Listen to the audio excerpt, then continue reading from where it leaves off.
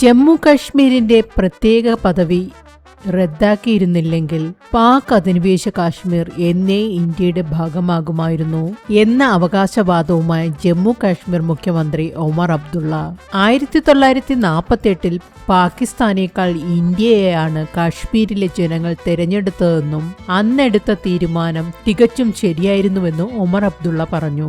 നിലവിൽ പാക് അധിനിവേശ കാശ്മീരിൽ സ്വന്തം അവകാശങ്ങൾക്കായി പോരാടുന്ന ജനങ്ങൾ ജമ്മു കശ്മീരിന്റെ പ്രത്യേക ഭരണഘടനാ പദവി നിലനിർത്തിയിരുന്നെങ്കിൽ വളരെ മുമ്പ് തന്നെ ഇന്ത്യയുമായി ലയിക്കുമായിരുന്നു. പാകിസ്ഥാൻ അധിനിവേശത്തിലുള്ള കശ്മീരിലെ ജനങ്ങളെ ഇന്ത്യ എന്നും സ്വന്തമായി തന്നെയാണ് കണ്ടിട്ടുള്ളതെന്നും കശ്മീർ നിയമസഭയിൽ അവർക്കായി സീറ്റുകൾ മാറ്റിവെച്ചിട്ടുണ്ടെന്നും അദ്ദേഹം ഓർമ്മിപ്പിച്ചു. എന്നാൽ 2019 ആർട്ടിക്കിൾ 370 റദ്ദാക്കലാണ് ഈ സ്വാഭാവിക ലയന പ്രക്രിയയ്ക്ക് തിരിച്ചടിയായതെന്നാണ് അബ്ദുള്ളയുടെ വാദം. അതേസമയം രാജ്യത്തിന്റെ പരമാധികാരത്തെയും അഖണ്ഡതയെയും ചോദ്യം ചെയ്യുന്ന വിധത്തിലുള്ള ഒമർ അബ്ദുള്ളയുടെ പരാമർശത്തിനെതിരെ BJP രംഗത്തു വന്നു. സ്വാതന്ത്ര്യദിനം പോലെ പവിത്രമായ ഒരു ദേശീയ ആഘോഷവേളയിൽ രാഷ്ട്രീയ നേട്ടങ്ങൾക്കായി ഉപയോഗിച്ചത് തികച്ചും നിർഭാഗ്യകരവും ഉത്തരവാദിത്തമില്ലായ്മയുമാണെന്നാണ് BJP ആരോപിക്കുന്നത്.